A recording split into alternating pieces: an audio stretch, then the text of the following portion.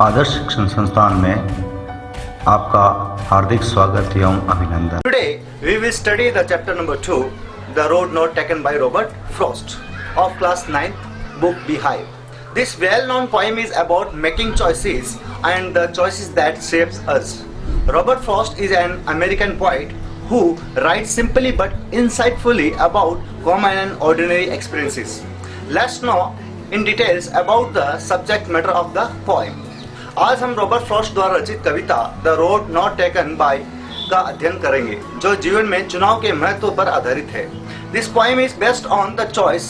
Making choice has an important place in our life because to move forward in our life or to give a new direction, there are many options to choose from. The result of this election have an impact on our life.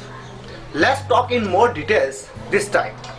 Suppose you have passed from class 10 to 11th and you are good in both math and science. You have to choose one of these two subjects. If you choose mathematics, you will become an engineer, and if you choose science subject, then you will become a doctor. मान लीजिए आप कक्षा 10वीं से 11वीं में आ गए हैं। यह आपको यहाँ गणित और विज्ञान में से किसी एक सब्जेक्ट का चुनाव करना है। यदि आप गणित विषय को चुनाव करते हैं तो आप इंजीनियर बनेंगे, व यदि आप विज्ञान विषय चुनते हैं तो आप डॉक्टर बनेंगे। अर्थात जीवन में चुनाव करना जो यह प्रक्रिया है, महत्वपूर्ण परिणाम देती है। This direction of life depends on your choice.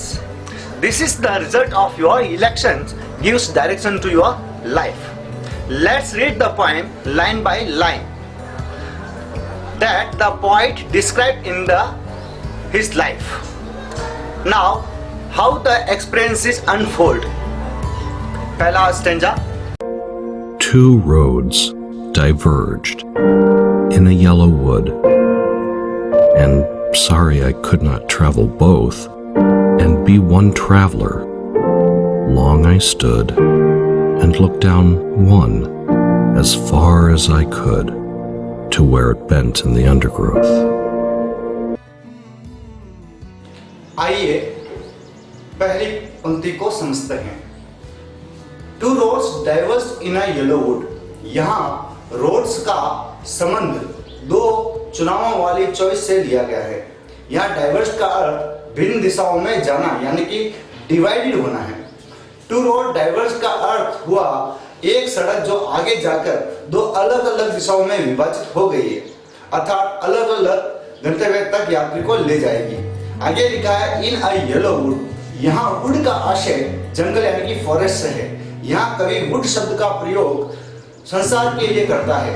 Yellow शब्द से जंगल में पतझड़ के मौसम यानी ऑटम मौसम को दर्शाया है, क्योंकि ऑटम में के मौसम में पत्तियां परिपक्व होकर पीली पड़ जाती है तथा पेड़ से गिरने लगती है, जिसके कारण जंगल का रंग पीला दिखाई देता है। इन अ येलो वुड का आशय सांसारिक जीवन से लिया है, इसलिए पूरी पंक्ति का आशय दो अलग अलग निर्णयों में हमें इस सांसारिक जीवन में हमें अलग अलग दिशाओं की ओर ले जाते हैं। यहाँ रोड का आशय हमारी चॉइस से है। दूसरी पंक्ति है and sorry I could not travel both. यहाँ सॉरी शब्द से कवि अपनी विवशता को या मजबूरी को व्यक्त करते हुए कहता है I could not travel both, यानी मैं दोनों रास्ते यानी चॉइस पर नहीं चल सकता, क्योंकि एक व्यक्ति एक समय पर दो अलग अलग दिशाओं में नहीं जा सकता। इसलिए मुझे दो रास्तों यानी कि चॉइस में से एक का चुनाव करना होगा। इस पंक्ति से कवि चॉइस यानी चुनाव प्रक्रिया की ओर प्रकाश डालता है। तीसरी पंक्ति है and looks down as far as I could. यहाँ लुक्ड का अर्थ है निगाह डालना, यानी कि एग्जामिन करना, निरीक्षण करना। यहाँ दोनों रास्तों को बड़े ही गौर से कवि देखता है और उन रास्तों का निरीक्षण करता है। As far as I could, जितना दूर हो सके उतनी दूर तक यानी देखता है। जो रास्ता उसे दिखाई दे रहा था, जहां तक हो सके वह विचार करने लगता है और सही रास्ते का चुनाव हो सके इस हेतु अपने विचार मंथन करता है और रास्तों को बड़े ही गौर से देखता है। अगली पंक्ति है to where it bent in the undergrowth. यहाँ बेंट अर्थ का शब्द का अर्थ है मुड़ना। अंडरग्रोथ शब्द का अर्थ है झाड़ झाकड़, यानी कि स्मॉल प्लांट्स, छोटे पौधे, पेड़ों के नीचे उगी हुई घास, जिसको हम हर्स भी कहते हैं।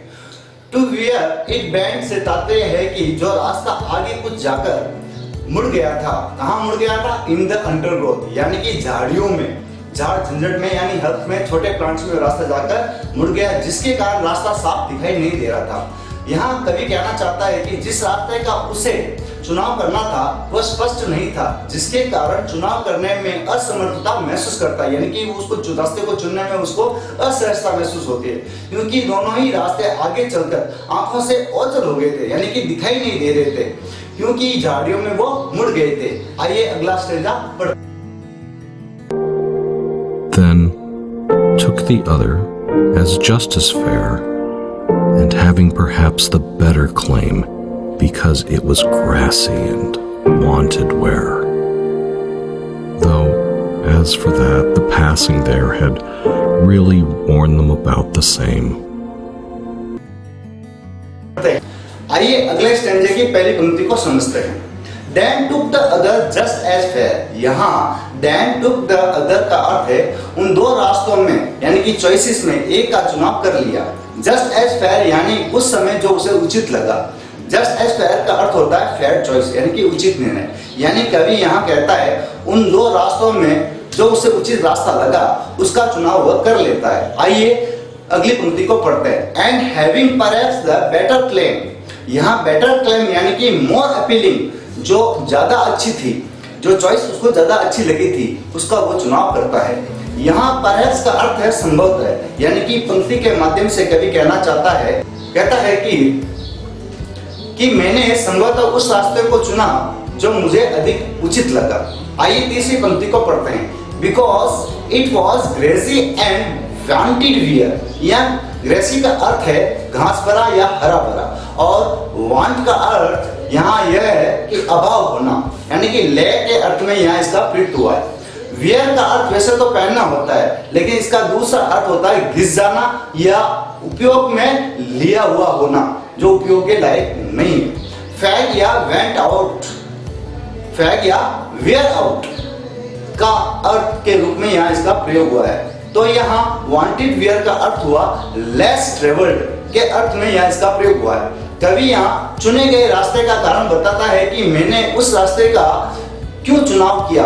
वह कहता है कि जो रास्ता था उसकी घास एकदम फ्रेश थी, यानी कि उपयोग में ली हुई नहीं थी। यानी कि कवि इस पंक्ति के माध्यम से कहना चाहता है कि मैं उस रास्ते पर जाऊंगा जिसका उपयोग बहुत ही कम लोगों ने किया है। यहाँ कवि का आशय है कि मैंने उस चॉइस का चुनाव किया जिसको बहुत कम लोगों ने चुनते हैं, यानी भेड़ चाल की तरह दूसरों का अनुसरण मैंने नहीं किया। इससे कवि के साहसी होने का प्रमाण मिलता है। अगली पंक्ति पढ़ते हैं। तो as for that the passing there, यहाँ एज फॉर दैट का प्रयोग कवि उस रास्ते के लिए करता है जो पाथ या रास्ता लेस यूज्ड, यानी कि कम उपयोग में लिया गया है या ट्रेवल किया गया है। अगली पंक्ति में कवि कहता है had gone them really about the same, यहाँ वॉन यानी वियर की जो थर्ड फॉर्म है वॉन का उपयोग में लिया हुआ। तो यहाँ कवि इन दो पंक्तियों के माध्यम से कहता है कि उसे संदेह है कि जिस रास्ते को उसने चुना है वह ये समझता है कि जिसका चुनाव बहुत कम लोगों ने किया होगा, परंतु उसे ये संदेह है कि हो सकता है उन दोनों रास्तों का उपयोग समान रूप से लोगों ने उतना ही किया हुआ हो सकता है, चुनाव किया हुआ हो सकता है। यानी यहाँ कवि अपने चुनाव पर भी संदेह करता है। इन पंक्तियों से वह यह व्यक्त करता है। अगले दो पद्य स्टेंजा अगले अध्याय में अध्ययन करेंगे। धन्यवाद।